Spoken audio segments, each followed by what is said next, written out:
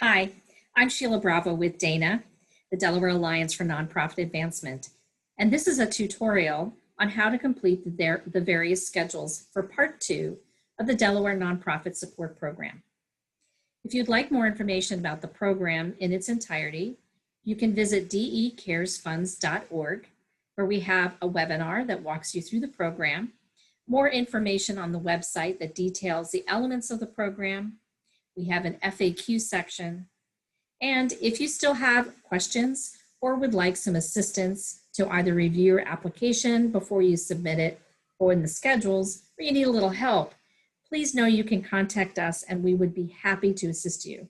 You can email us at decaresfunds@delawarenonprofit.org or click on the Contact Dana, and that will send you to a brief form that will allow us to understand what your needs are, and then we can put you in touch with the right person to help. In Part 2 of the Delaware Nonprofit Support Program, this has been designed for nonprofits that had increased costs, increased expenses, and service levels due to the pandemic. We recognize, particularly in the early weeks of the pandemic, many nonprofits rose up to help those who were in need. And often those costs were not reimbursed as government and other funding sources were getting up to speed. This is an opportunity to get reimbursed, but I do want to remind you, please be sure that these costs were not reimbursed either through program revenue, through government grants and contracts, or through other types of private donations. When you go into the application, you will be asked to describe your services and what happened because of the pandemic, how they increased and how those costs increased accordingly.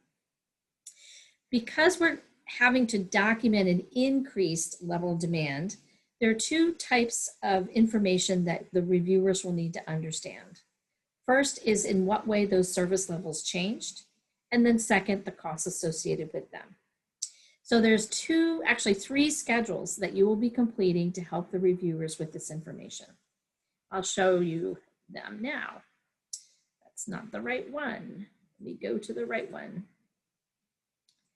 The first one is around your service levels themselves.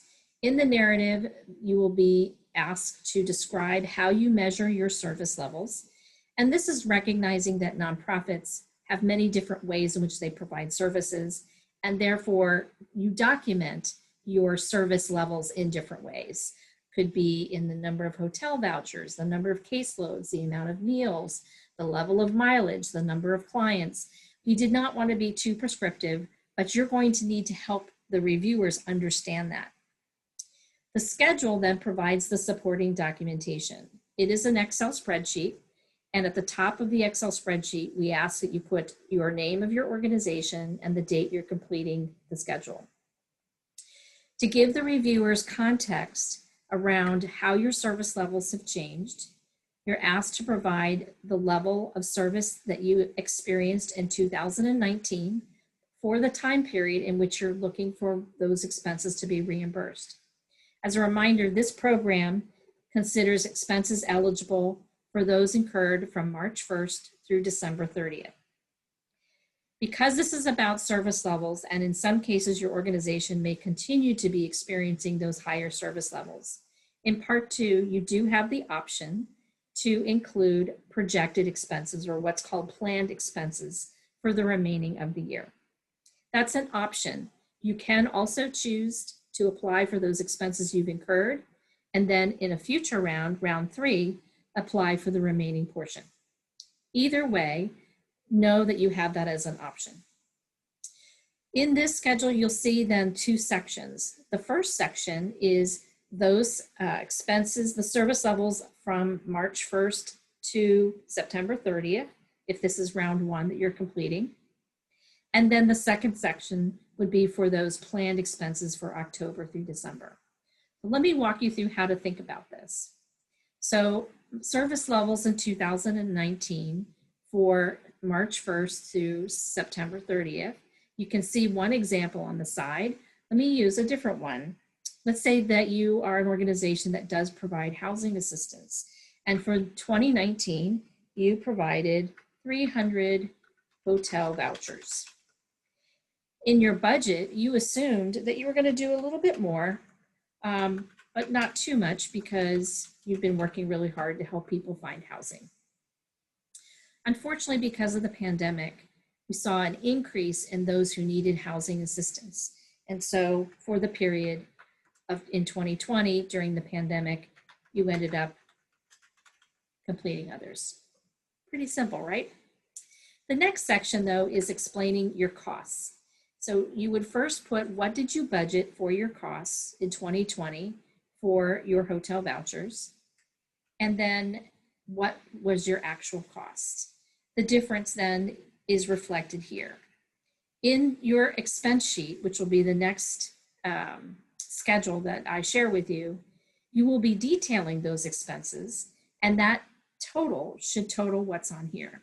So let's say in 2020 for those 325 vouchers, and again, I'm just totally making this up, you spent $25,000. For 2020 actual though, for those 400 vouchers, you ended up spending $40,000. So the difference or increased amount that you would be requesting would be $15,000. Those actual service costs of $40,000 is what you would be explaining, excuse me, the $15,000 would be what you'd be putting onto that schedule so that you are showing the amount that you didn't budget and that you weren't reimbursed for. You would do the same thing for your future anticipated costs. And then the program, the schedule will actually total them for you so that you have the total amount that you would be eligible for to be reimbursed. Two reminders. One is that based upon the size of your organization, their eligibility for reimbursement is capped. So please refer to the FAQs to confirm how much you can request those costs reimbursements. And the second is, if you do choose to submit for planned expenses, note that that portion of the reimbursement will be in 2021 after you've been able to share that your estimates were accurate or close to accurate. So you would be receiving reimbursement for what you've already expended, but your grant level would include those future, and you'd get a second payment in 2021. Once you've completed your service out schedule, the next schedule is on expenses. There are two different types of expenses that you can include in part 2. The first is called non-personnel program expenses. Again, these would be those expenses incurred for the time period that you're asking reimbursement, for those expenses that were not reimbursed by any other government or donation, and that were not budgeted. So thinking about it in that way, the top of the schedule, once again, put your name of your organization and the date you're completing the schedule. List the item that you expense. So this might be food carrying supplies. Food containers, it's called food containers, there we go. Because maybe for this situation, you had to actually carry food and deliver it where you didn't have it before. The first column here is expense category. These are categories that the federal government has set up to help them in their documentation and reporting. Because this is a state program, we also are including the list of types of services that are eligible. So you would list that there. You might have gotten your supplies from Costco. You would list the date that you purchased it, 4/1/2020. And if you only purchased it once, and then you put the amount of money that you spent. You can include costs related to volunteers, such as mileage or other types of expenses that you would need to reimburse them for. So in this example, let's say to deliver meals. So again, it happens to be food expense, food program, service type, food assistance. The vendor here would be mileage reimbursement, as your organization's paying it. And here you might be doing 4/1/2020. And this is also through and your total cost was $750, let's say.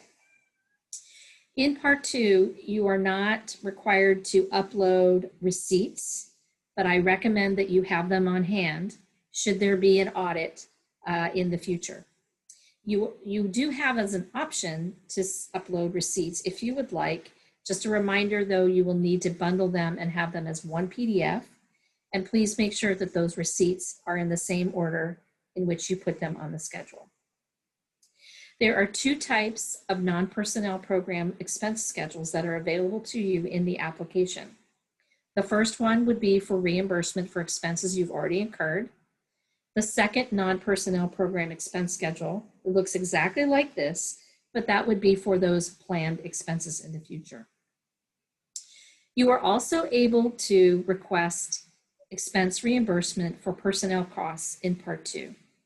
This is recognizing that if your service levels have increased, you may have had to hire additional staff, or you may have had to hire staff because you no longer have the volunteer help. Once again, a reminder, I can't stress it enough times, if this talent, these staff costs were already reimbursed through the Paycheck Protection Program, other government funding such as grants or contracts, or donations, you cannot include those expenses on this schedule.